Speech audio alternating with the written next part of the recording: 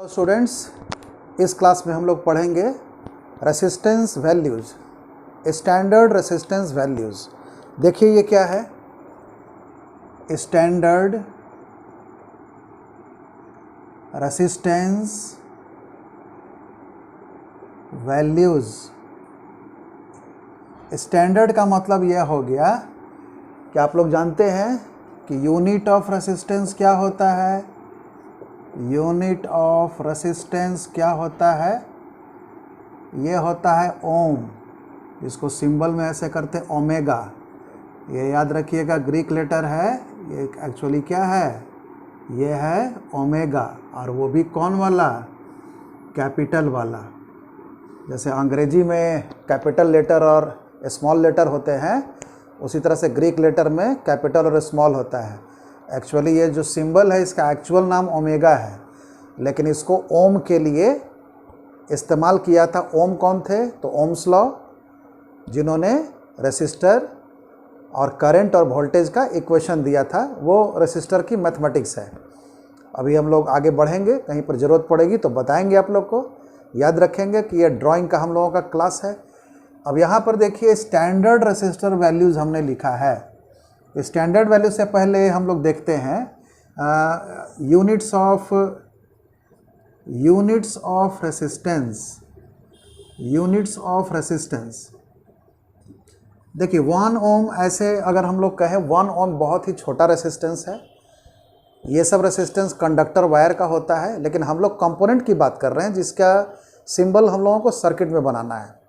तो कंपोनेंट का मतलब है कि जब आप कोई इलेक्ट्रिक सर्किट या इलेक्ट्रॉनिक सर्किट बनाइएगा तो मार्केट में आपको रेसिस्टर कंपोनेंट मिलेगा।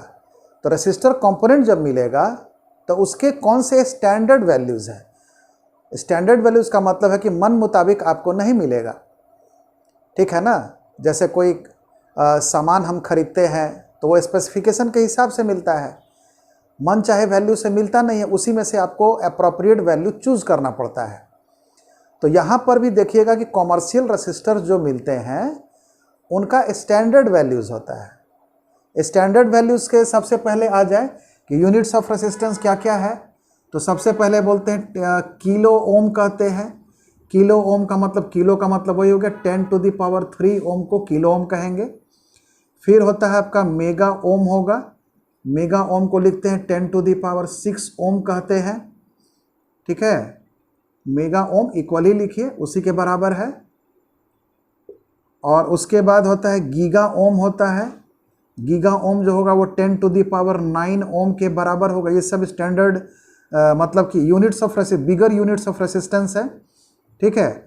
और एक हो जाएगा आपको टेरा ओम भी कह सकते हैं, ये 10⁻12 ओम के बराबर होगा।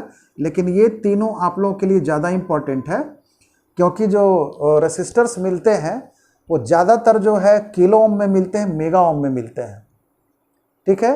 किलो ओम और मेगा ओम में ज़्यादा मिलता है, गीगा ओम में भी काफ़ी कम मिलता है, और टेरा ओम में भी काफ़ी कम मिलता है।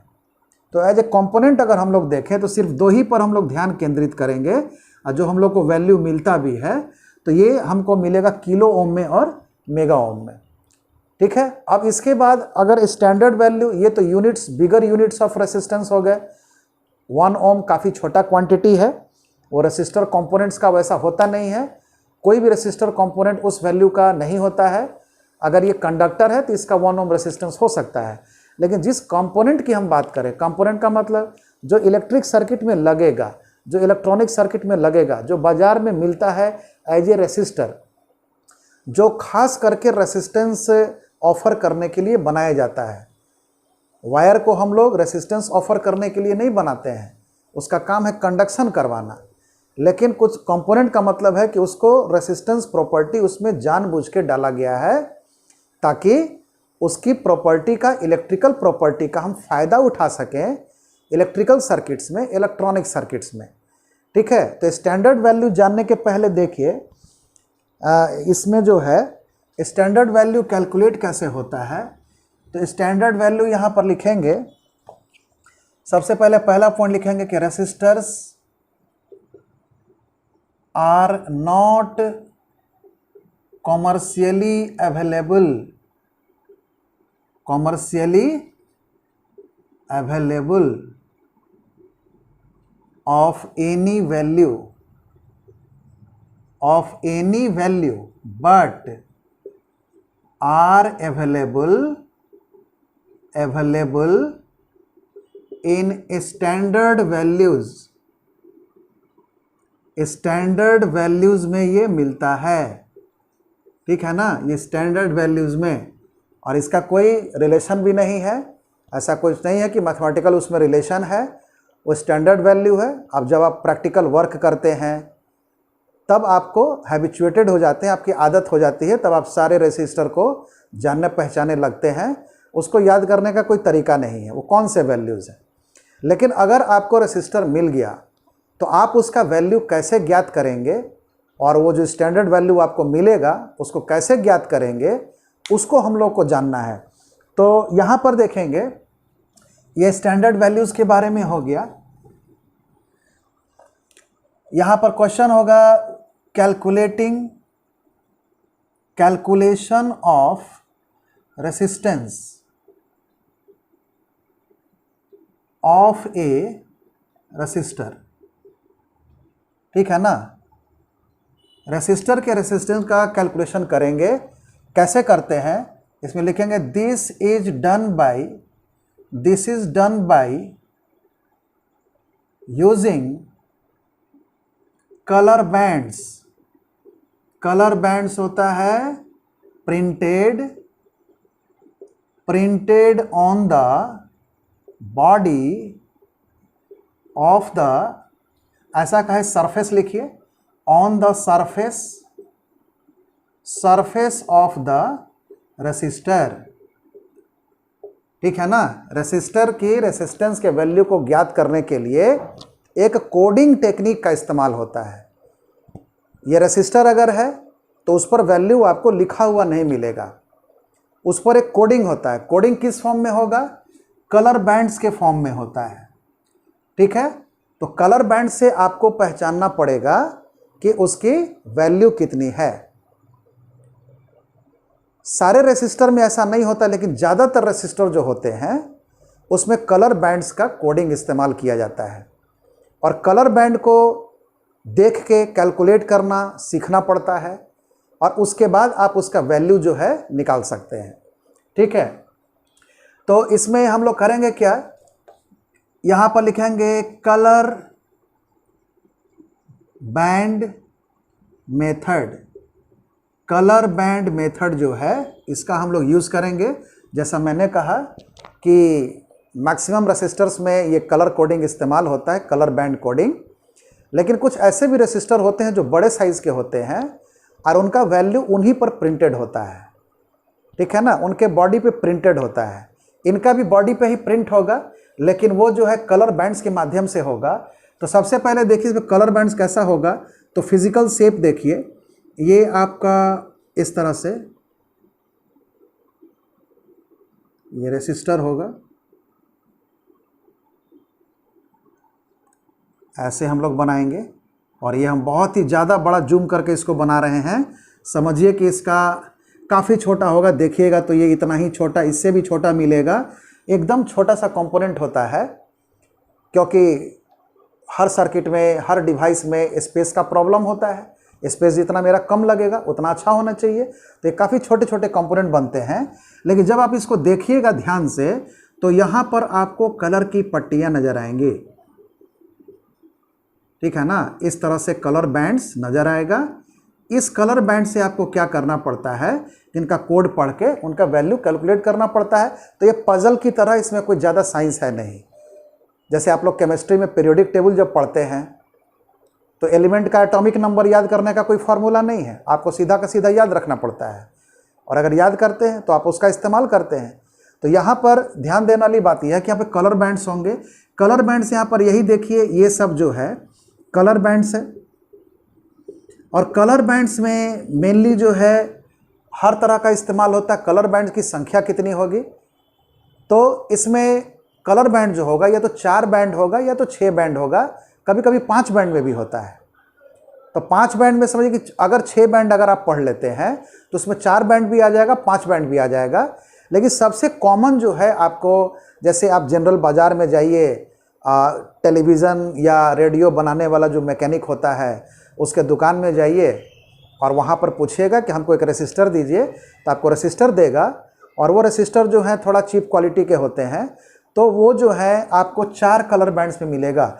तो हम यहाँ पर देखते हैं कि 4 कलर बैंड होगा या 5 कलर बैंड होगा या 6 कलर बैंड होगा। हम आप लोग को 4 कलर बैंड बताएंगे सबसे पहले, जो थोड़ा आसान आप लोगों को लगेगा, और फिर 6 कलर बैंड भी आप लोग को बताएंगे। तो सबसे पहले हम लोग देखते हैं कि जब आपका रेसिस्टर वैल्यू इसमें देखिएगा तो इसमें बैंड्स नज़र आएगा। अगर 4 बैंड होगा या 5 बैंड होगा, 6 बैंड होगा, तो कैसे हम लोग उसका वैल्यू कैलकुलेट करेंगे, इसके बारे में पढ़ाई करेंगे। तो यहाँ पर देखिए, आज का टॉपिक मेरा यही था, इसी वैल्यू पे आना है। यहाँ पर देखते हैं colour coding, colour band coding. पहला बता रहे हैं आप लोग को, ये 4 कलर्स, 4 कलर बैंड कैसे निकालिएगा, बहुत आसान है ये। इसके लिए एक फ्रेज है, ठीक है ना, फ्रेज है बीबी, अपना अपना लोग बनाते हैं, Roy, BB Roy of Great Britain, BB Roy of Great Britain has नहीं होगा, हैज़ ए, भी कैपिटल होगा, वेरी, और गुड हो गया, और डब्ल्यू लिखेंगे वाइफ। ये एक अंग्रेजी का फ्रेज है, एक अंग्रेजी का सेंटेंस है, और ये काफ़ी पॉपुलर है, लोग याद करते हैं इसको, इंजीनियरिंग में काफ़ी इस्तेमाल होता है। और रेसिस्टर्स के वैल्यू की जब चर्चा होगी तो ये सेंटेंस जो है लोग यूज़ करते हैं। और भी तरह के सेंटेंस लोग अपना बना के यूज़ करते हैं ताकि उनका सीक्वेंस जो है याद रखने में आसानी हो।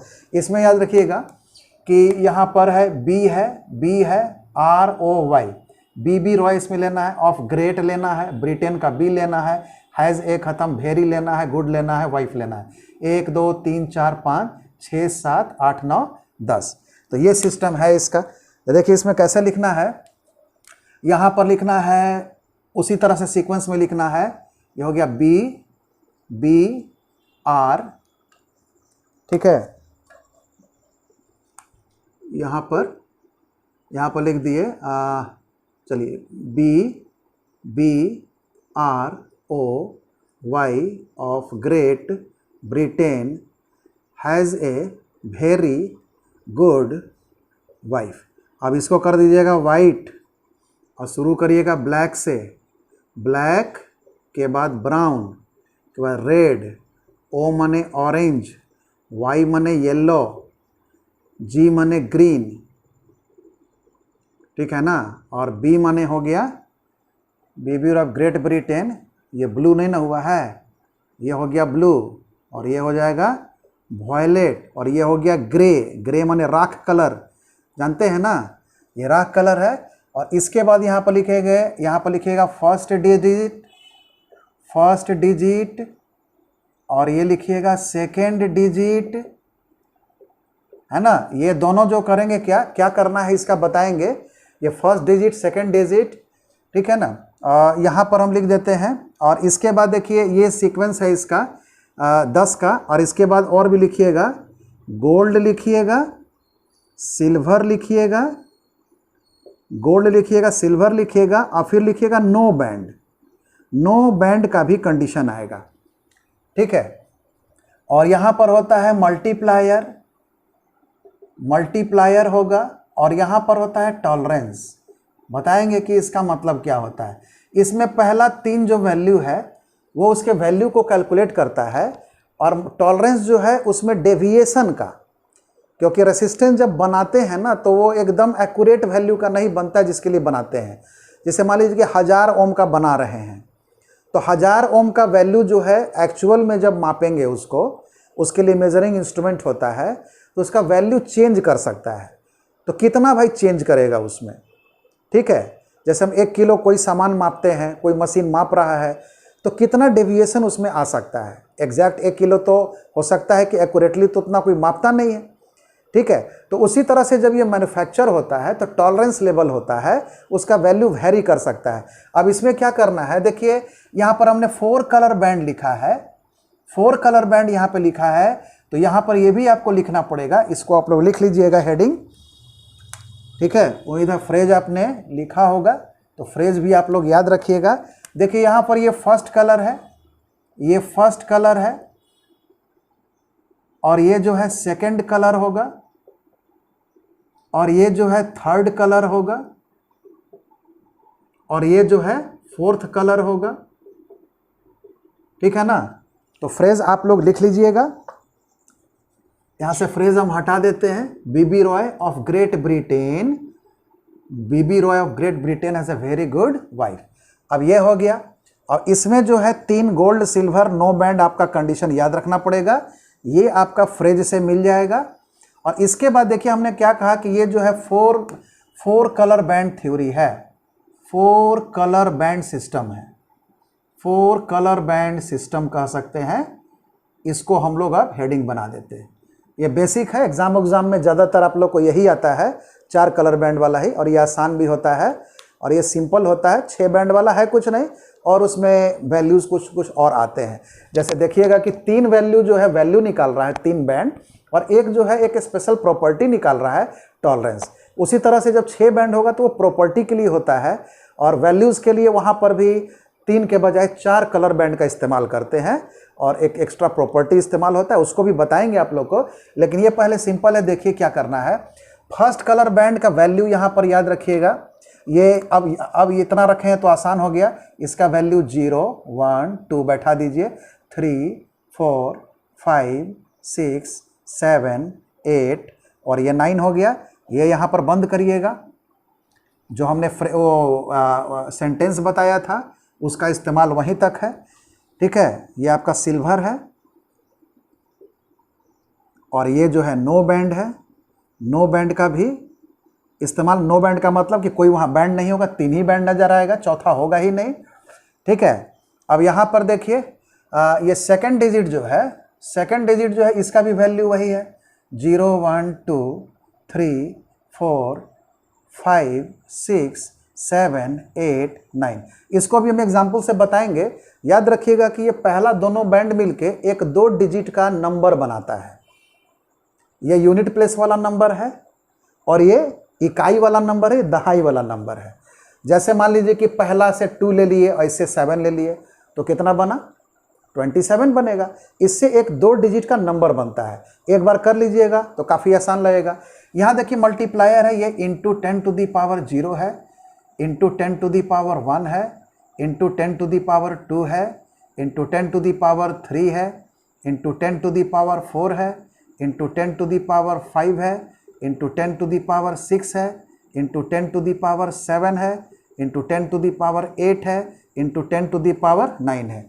अब याद होगा कि ये सीक्वेंस याद करने का आप लोगों को क्या फ़ायदा मिलेगा।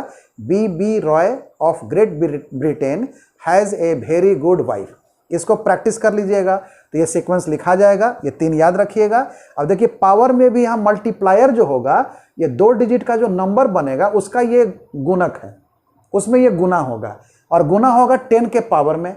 अब पावर जो होगा किसके अनुसार चल रहा है, फिर इन्हीं डिजिट के अनुसार चल रहा है, 0 से लेके 9 तक, ठीक है। अब यहाँ पर बात होगी टॉलरेंस की, तो टॉलरेंस यहाँ पर बताएंगे डिटेल वाला। जो बेसिक टॉलरेंस होता है, यहाँ पर कोई वैल्यू नहीं है, यहाँ पर भी कोई वैल्यू नहीं है, यहाँ पर भी कोई वैल्यू नहीं है। यहाँ पर याद रखिएगा इसमें 4 बैंड थ्योरी में बस यही चलता है, एक चलेगा ±5%, ±10%। देखिए यहाँ पर गोल्ड का टॉलरेंस ±5%, सिल्वर का 10%, और नो बैंड जो होगा इसका टॉलरेंस है ±20%। अब इसका क्या मतलब है, इसको एक एग्जांपल से हम बताते हैं, और ये काफ़ी आसान है, ठीक है। तो टॉलरेंस रेंज हो इसको बोलते हैं। टॉलरेंस रेंज होता है कि कितना से उसका वैल्यू डेविएट कर सकता है, कंपनी कितना के बीच में गारंटी करती है। जो कि ये कंपोनेंट की बात है, मैन्युफैक्चरर इसको बनाता है तो गारंटी करता है कि भाई इसका वैल्यू 1000 ओम है, तो मान लीजिए 990 से 1010 एक रेंज हो गया कि इससे ज़्यादा ये वैरी नहीं करेगा, थोड़ा बहुत ये वैरी कर सकता है, ठीक है। तो ये जब रेसिस्टर्स बनते हैं तो मैन्युफैक्चरर्स को ये सब चीज़ जो है बताना पड़ता है, और वो बताता किस से है, कलर कोडिंग से बताता है। टॉलरेंस रेंज खास करके 4 बैंड में टॉलरेंस रेंज में हम लोग यूज़ कर रहे हैं गोल्ड, सिल्वर और नो बैंड का सिस्टम। ठीक है, अब देखिए यहाँ पर इसी में हम एग्जाम्पल दे देते हैं। एग्जाम्पल में सपोज कर लीजिए कि ये रसिस्टर है, ठीक है, यहाँ पर एक बैंड है, एक यहाँ पे बैंड है, एक यहाँ पे बैंड है और एक चौथा बैंड है। ठीक है, हम यहाँ पर आप लोग को यूज़ करते हैं, सपोज कर लीजिए पहला वाला जो है ये कलर ब्राउन आपको मिला। आपको क्या करना है, रेसिस्टर अपने हाथ में लेना है, ठीक है, और उसको उसी सीक्वेंस में पढ़ना है। जिस लीड से नज़दीक होगा ये एक तरफ से थोड़ा दूर होता है, ठीक है ना, एक तरफ से ये थोड़ा दूर होगा। तो मान लें इस तरह से लिखते हैं, ऐसे ऐसे होगा, तो जिस लीड से नज़दीक होगा उधर से आपको देखना है। ठीक है, और यहाँ से 1 2 3 4 इसको मार्क करना है। ये 1 हो गया, 2 हो गया, 3 हो गया, 4, ये 4 बैंड हो गया। पहला मान लीजिए ब्राउन है, दूसरा मान लीजिए कि ब्लैक है और तीसरा मान लीजिए कि रेड है, ठीक है ना, और ये चौथा मान लीजिए कि गोल्ड है। ये 4 बैंड आपको दिख जाएगा। आपको कलर बैंड्स जो है वहाँ दिखेगा। पहले उसका कलर जो है उसको मार्क कर लीजिए क्या क्या कलर है। अब यहाँ पर लिखेंगे वैल्यू इसका, तो R बराबर, बोलिए क्या करिएगा, पहला और दूसरा बैंड का वैल्यू कितना है। तो देखिए ब्राउन कितना है, ब्राउन यहाँ से लिए, इससे क्या बनेगा, फर्स्ट डिजिट, तो पहले 1 लिखे, ठीक है। उसके बाद क्या है, ब्लैक है, तो ब्लैक यहाँ पर कितना है, 0 है, तो 0 का मतलब है कि यहाँ पर लिखे सेकेंड डिजिट, और ये आपका 2 डिजिट का नंबर बन गया। उसके बाद क्या करना है, मल्टीप्लायर, तो मल्टीप्लायर में कलर कितना है, रेड है, तो रेड का वैल्यू देखिए कितना है, multiplier into 10 to the power 2, तो इंटू कर देना है 10 टू द पावर 2, और यहाँ पर हमने बताया प्लस माइनस, तो ये गोल्ड है ना, तो गोल्ड का वैल्यू यहाँ पर कितना है, प्लस माइनस 5%, तो यहाँ पर रखेंगे प्लस माइनस 5%। ठीक है, आप लोग इसको पॉज करके और लिखिएगा। अब इसमें देखिए क्या होगा कि इसका रेंज आपसे पूछेगा, तो रेंज में क्या करना है, पहले तो इसको कैलकुलेट कर लीजिए। ये आपका कितना आया, 1000 ओम आया, और ये प्लस माइनस कितना आया, 5% आया, प्लस माइनस 5% आया। तो आप लोग को समझ में आ गया, रेंज निकाल लीजिएगा ना। आपको क्या करना है, 5% घटा के लेके चलना है और 5% आगे तक ऐड करके चलना है। तब बताइए 5% 1000 का कितना होगा, 50 ओम होगा। 5% ऑफ 1000 कितना होता है, 50 ओम होगा। तो यहाँ पर करना क्या, पहले माइनस ले लेना है, तो इसका वैल्यू होगा 1000 में से 1000 में से माइनस 50 ओम घटाइए, और से लेके 1000 में प्लस 50 ओम जोड़ दीजिए। तो इसका मतलब इसका रेंज कहाँ से कहाँ हो गया, 950 ओम से लेके और 1050 ओम तक इसका वैल्यू हो सकता है।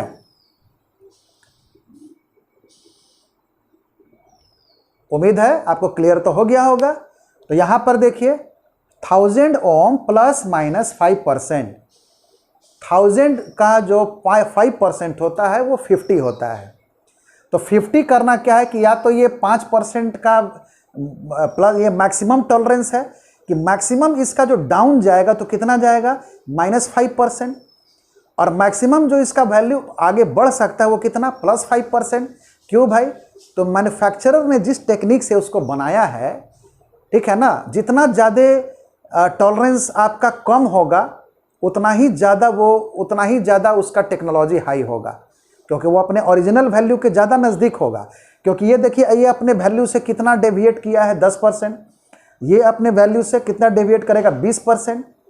और गोल्ड ऐसे भी जानते हैं सिल्वर से बढ़िया रेट होता है। गोल्ड का मतलब हो गया अच्छा क्वालिटी, अच्छा क्वालिटी का मतलब हो गया कि इसका टॉलरेंस रेंज कम होगा, ठीक है ना। टॉलरेंस रेंज कम होने का मतलब है कि ये अपने रेटेड वैल्यू के काफ़ी नज़दीक होगा। तो 5% वाला जो रेसिस्टर होगा वो 1000 ओम के ज़्यादा नज़दीक होगा, किसके रेस्पेक्ट में, 10% वाला। अगर यही आपका 10% होता तो 1000 का 10% कितना, 100 होता है, तो उसका वैल्यू होता 900 से कितना, 1100 हो जाता है। लेकिन यहाँ पर देखिए 5% है, तो 950 से लेकर 1050 ओम के बीच में इसका वैल्यू होगा। तो इसको जब आप लोग मेजरिंग इंस्ट्रूमेंट से लेबोरेटरी में मापिएगा, ठीक है ना, तो वहाँ पर देखिएगा कि इसी के बीच का कोई ना कोई वैल्यू आएगा। ये है आपका 4 बैंड कलर सिस्टम, ठीक है ना, 4 कलर बैंड सिस्टम।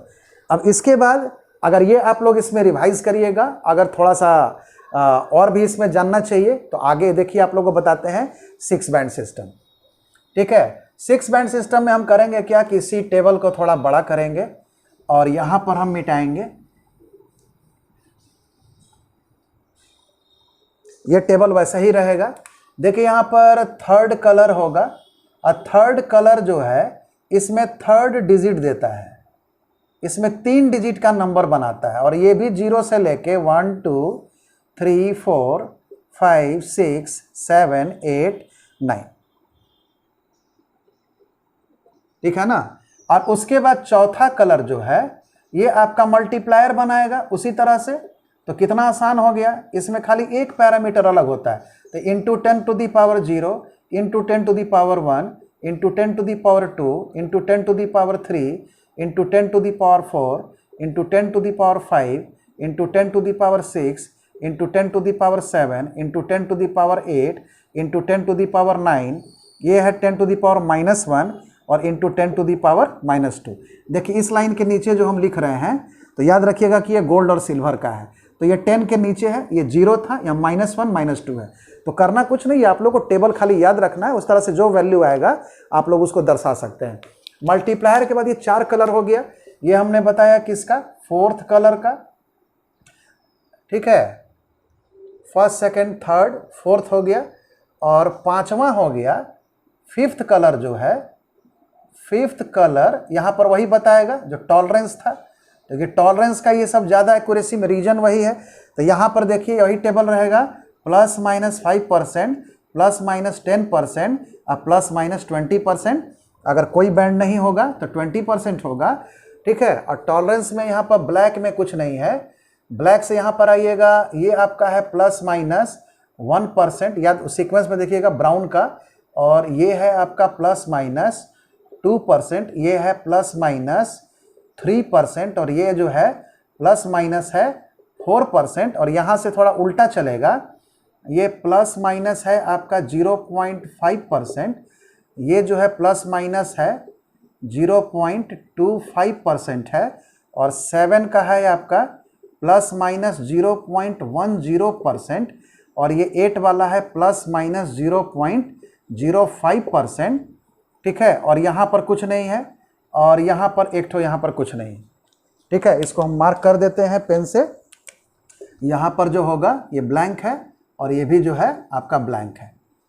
तो हुआ क्या इसमें, अब आपका 3 डिजिट सिस्टम आ गया। आप 3 डिजिट लीजिएगा और मल्टीप्लायर से गुना करिएगा, टॉलरेंस रेंज का फिर वैल्यू जो है अलग अलग हो गया। और इसके बाद करना क्या है कि आपको 6th कलर बैंड भी चाहिए। तो 6th कलर बैंड में देखिए क्या होता है, ये 6th कलर है, 6th कलर है, ये बताता है टेम्परेचर कॉफिशिएंट, इसको बोलते हैं टेम्परेचर कॉफिशिएंट। कॉफिशिएंट का मतलब होता है गुणांक। टेम्परेचर हम बताते हैं कि ये क्या होता है, इसका फिजिकल मीनिंग क्या है। ये टेम्परेचर का जो गुणांक होता है रेसिस्टर का, कि जितने भी इलेक्ट्रिकल इलेक्ट्रॉनिक कंपोनेंट होते हैं, तो आप लोग जानते हैं कि वहाँ पर पावर जो है यूटिलाइज होता है। तो पावर जब यूटिलाइज होगा तो वहाँ हीटिंग होगा, और हीटिंग होगा तो वहाँ का टेम्परेचर बढ़ेगा। और टेम्परेचर अगर बढ़ेगा तो क्या रेसिस्टर के वैल्यू में कोई चेंज आ सकता है, टेम्परेचर के कारण कितना चेंज आ सकता है। ठीक है, तो टेम्परेचर के कारण क्या उसकी वैल्यू बदल सकती है। मान लीजिए कि ये एक रेसिस्टर कंपोनेंट है और जिस एम्बिएंट टेम्परेचर में ये है इसका टेम्परेचर बढ़ गया, तो ये जो है इसमें कितना बदलाव आएगा, इसका यूनिट होता है पार्ट पर मिलियन पर केल्विन। ठीक है ना, जो साइंटिफिक टेम्परेचर होता है केल्विन, पार्ट पर मिलियन, मिलियन माने 10 लाख में कितना पार्ट, 10 लाख का 1 भाग 2 भाग 3 भाग कितना भाग, जैसे 0.001 कहेंगे तो 1000 का 1 भाग है। तो ये कितना पार्ट इसमें चेंज आएगा पर केल्विन आएगा, इसको ये दर्शाता है। तो देखिए ब्लैक में होता है ये 250 होता है, इसमें होता है ये 100, इसमें होता है ये 50, इसमें होता है ये 15, इसमें होता है 25, और इसका यूनिट लिख लिए ppm पर केल्विन होता है, ppm पर केल्विन होता है, ppm पर केल्विन होता है, ppm पर केल्विन होता है। 25 हो गया, 20 हो गया, 10 हो गया, 5 हो गया और ये 1 हो गया। याद रखिएगा ये माइनस नहीं है, ठीक है। ये इतना चेंज का इसमें स्पेसिफिकेशन दिया जाता है। ये ppm पर के है, ppm पर के है, ppm पर के, और ये भी ppm पर केल्विन है, ठीक है। तो ये बताता है ppm का मतलब क्या हो गया, इसका वैल्यू आप लोग लिखिएगा। अब यहाँ पर थोड़ा हम इसका एक एग्जाम्पल देते हैं। देखिए यहाँ पर इसका वैल्यू है नहीं हम लोग के पास, तो इसको हम यहाँ पर घेर देते हैं और देखिए यहाँ एग्जाम्पल देते हैं। सपोज कर लीजिए कि अब की है आपका, ठीक है, मान लें कि फिर से कलर बैंड है और 6 कलर बैंड में पहला मान लीजिए कि ब्राउन है, ब्लैक से कभी नहीं चालू होगा। दूसरा जो है ब्लैक है, ठीक है। और तीसरा भी मान लीजिए, तीसरा भी ब्लैक ही है, ठीक है। और चौथा जो है मान लीजिए ब्राउन है, चौथा ब्राउन है। और पांचवा जो है मान लीजिए इधर से हम ले लेते हैं 1% का ले लेते हैं, तो 1% में मान लीजिए कि पांचवा जो है ब्राउन है। और छठा मान लीजिए वहाँ से ले लेते हैं, 100 ppm कैलकुलेट करना ठीक होगा। तो 100 ppm कितने का है, ये भी जो है, चाहे इसका ले लीजिए 10 वाला, 10 किसका है यहाँ पर, ये 6 वाले का ब्लू है, ठीक है ना। यहाँ पर 6 कलर हमने बनाया। अब देखिए इसका वैल्यू, ब्राउन आइए, ब्राउन का कितना वैल्यू है, तो 1 है। तो ब्राउन यहाँ 1 हो गया, मार्क कर लेते हैं। ब्लैक यहाँ पर सेकंड है और तीसरा भी कितना है, ब्लैक है। चौथा कितना है, तो ये ब्राउन है। और उसके बाद पांचवा क्या है, तो ये भी आपका ब्राउन है, ये 1% वाला ब्राउन हो गया। और ये छठा जो है, छठा हमने क्या बोला था, ब्लू है ना। तो छठा जो है ब्लू का कितना था, तो ब्लू का यहाँ पर 10 है। अब देखिए 1 2 3 4 5 6 वैल्यू आपको मिल गया। अब इसका आर आप कैलकुलेट कर सकते हैं, कैसे लिखिएगा। तो पहले देखिए 100, 3 डिजिट बनाना है, 100 और मल्टीप्लायर कितना है 10 to the power 1, और ये है प्लस माइनस कितना 1%, एट यहाँ पर लिखेंगे विथ 10 ppm पर केल्विन, ठीक है। तो इसमें टॉलरेंस निकाल लीजिए। तो ये 1000 प्लस माइनस कितना आया 1%, ठीक है। और इसका बताते हैं कि कितना इसमें चेंज आएगा, ठीक है ना। तो 1000 प्लस माइनस 1% का मतलब क्या हो गया, 1000 का 1% कितना होगा, 10 होगा। 1000 का 1%, ठीक है ना, 10% होता है 100, तो 1% हो जाएगा 10। तो 10 इसमें से घटाइए, तो 10 घटाने का मतलब है कि 990 ओम से लेके, और इस समय इसका कितना होगा 1010 ओम जो है हो सकता है, ये इसका रेंज हो गया 990 ओम से 1010 ओम तक। अब फिर करेंगे क्या कि अब 10 ppm पर केल्विन है। पर केल्विन का मतलब ये हो गया कि अगर आपको डिग्री सेल्सियस है, ठीक है ना, अगर डिग्री सेल्सियस है तो यहाँ पर लिख सकते हैं कि डिग्री केल्विन बराबर होता है डिग्री सेल्सियस प्लस 273 होता है। तो इससे आप जो है कैलकुलेट सेल्सियस को जो है केल्विन में बदल सकते हैं। जैसे रूम टेम्परेचर हम लोग स्टैंडर्ड 27 डिग्री लेते हैं, तो 27 में 273 जुड़ेगा तो 300 केल्विन आएगा, और 300 degree kelvin standard room temperature होता है, ठीक है। तो डिग्री सेल्सियस से ये कन्वर्सन का मैंने फॉर्मूला बता दिया, इसका कभी जरूरत पड़ेगा सेल्सियस देगा तो केल्विन में बदल लीजिएगा। ये क्या कहता है कि 10 ppm, ठीक है ना, पार्ट पर मिलियन, ठीक है ना, पर केल्विन इसमें चेंज आएगा, 10 पार्ट पर मिलियन। तो आपको क्या कर देना है, 10/10 to the power 6 कर देना है, इतना का चेंज इसमें आ सकता है। तो इसको जब ऊपर करेंगे तो कितना आएगा 10 to the power -5 आएगा। तो पर केल्विन जो है इसमें 10 to the power -5 अंश का रेसिस्टेंस का वैल्यू का उसमें चेंज आ सकता है। ये कुछ ज़्यादा नहीं होता, क्योंकि ज़्यादा होगा तो फिर वो रेसिस्टर कोई काम का नहीं होगा, ये काफ़ी छोटी मात्रा में होता है। तो कहने का मतलब 10 to the -5 क्या हो, 1 लाख। तो पर केल्विन में उसमें 1 लाखवें हिस्से के बराबर किसका, तो 1000 ओम का। मान लीजिए कोई स्टैंडर्ड 1000 आपने मापा, उसका वैल्यू 1000 ओम निकल गया जो इसके बीच में है। तो 1000 ओम का 1 लाखवां भाग 1 लाखवें भाग से उसमें चेंज हो सकता है।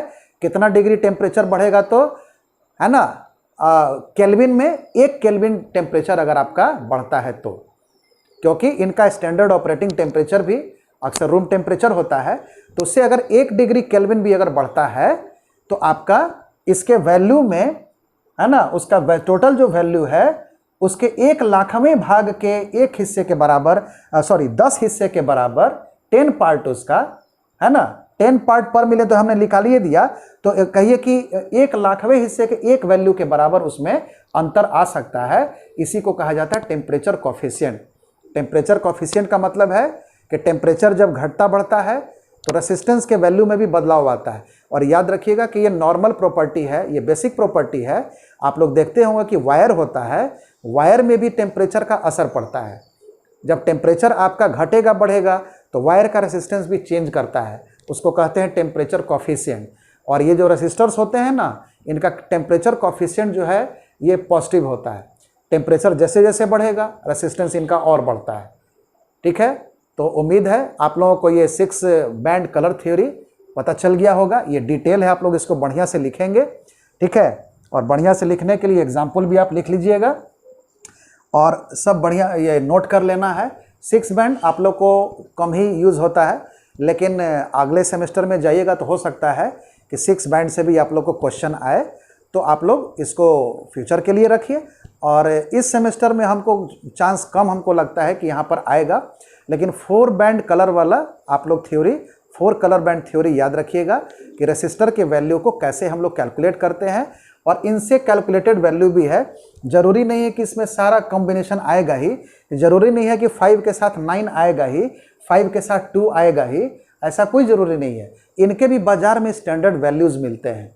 ये तब पता चलेगा जब आप एक्चुअली में रेसिस्टर के साथ कभी काम करिएगा, ठीक है ना, एज ए प्रैक्टिकल वर्क जब करिएगा तो बहुत सारा रेसिस्टर आप इस्तेमाल करिएगा, तो वहाँ देखिएगा कि हर वैल्यू का रेसिस्टेंस नहीं मिलता है।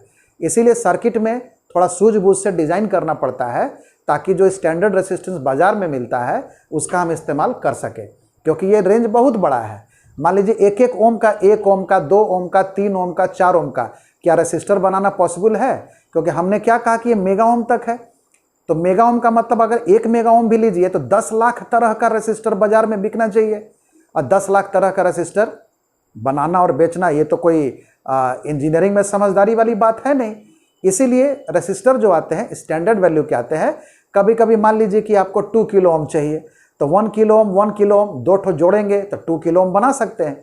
उस तरह से अगले क्लास में यही चीज़ बताएंगे कि रेसिस्टर के जो नेटवर्क्स होते हैं, है ना, रेसिस्टर के जो नेटवर्क्स होते हैं, सीरीज नेटवर्क या पैरेलल नेटवर्क, ये सब भी आप लोग आगे पढ़िएगा, तो उससे हम लोग रेसिस्टर के वैल्यू को एडजस्ट कर सकते हैं। जैसे 2 रेसिस्टर को 1 बाई 1 ऐसे जोड़ दिया जाए, अगर ये आप मान लीजिए कि 1 किलो ओम है, ये भी 1 किलो ओम है, और ऐसे जोड़ दिया जाए, इधर से 2 टर्मिनल निकल जाएगा, तो ये जो है आपको इक्विवेलेंट 2 किलो ओम का काम करेगा। तो बाजार में हो सकता है कि 2 किलो ओम का रेसिस्टर नहीं मिले, तो आप 1 किलो ओम का 2 रेसिस्टर को जोड़ के अपना 2 किलो ओम का रेसिस्टेंस बना सकते हैं। तो इस तरह से ये एक कनेक्शन हो गया। तो इसी तरह का डिफरेंट कनेक्शंस करके अलग अलग, ये सीरीज कनेक्शन है, पैरेलल कनेक्शन भी होता है, और भी बहुत तरह के कनेक्शंस होते हैं। वैसा करके आप अपना रेसिस्टेंस वैल्यू एडजस्ट कर सकते हैं। चलिए, तो आज का क्लास हम लोग का था कलर बैंड थ्योरी ही था। कलर बैंड थ्योरी में हमने ये बताया, इसको पढ़िएगा आप लोग, कोई डाउट्स होगा तो फिर हमसे पूछिएगा। और ये सब वैल्यू जो है कहीं कहीं पर देखिएगा बुक्स में थोड़ा बहुत इधर उधर, अगर कहीं और भी वैल्यू हो सकता है तो उसको आपको एडअप कर लेना है। लेकिन ये जो वैल्यू मैंने बताया ये मैक्सिमम है, हमको नहीं लगता है कि इसमें अब किसी वैल्यू की ज़रूरत पड़ेगी। ये सारे वैल्यूज़ को हमने इसमें पुट कर दिया है, तो आप लोग इसी का इस्तेमाल करेंगे। और इसको बढ़िया से एकदम कॉपी में फेयर कर लीजिएगा अच्छे से 1 पेज में, ताकि ध्यान से आप लोग इसका फ्यूचर में इस्तेमाल कर सकिए। चलिए, अभी के लिए इतना ही है। अगले क्लास में हम लोग मिलते हैं, वहाँ बताएंगे आप लोग को क्लासिफिकेशन ऑफ रेसिस्टर्स, डिफरेंट तरह के रेसिस्टर्स और उनके सिंबल के बारे में चर्चा करेंगे। और उसके बाद वाला क्लास जो होगा वो रेसिस्टर के सर्किट के बारे में थोड़ा सा बताएंगे आप लोग को, ताकि पता चलेगा कि रेसिस्टर जो है सर्किट में किस तरह से इस्तेमाल होता है। फॉर द टाइमिंग, चलिए, थैंक यू फॉर वॉचिंग।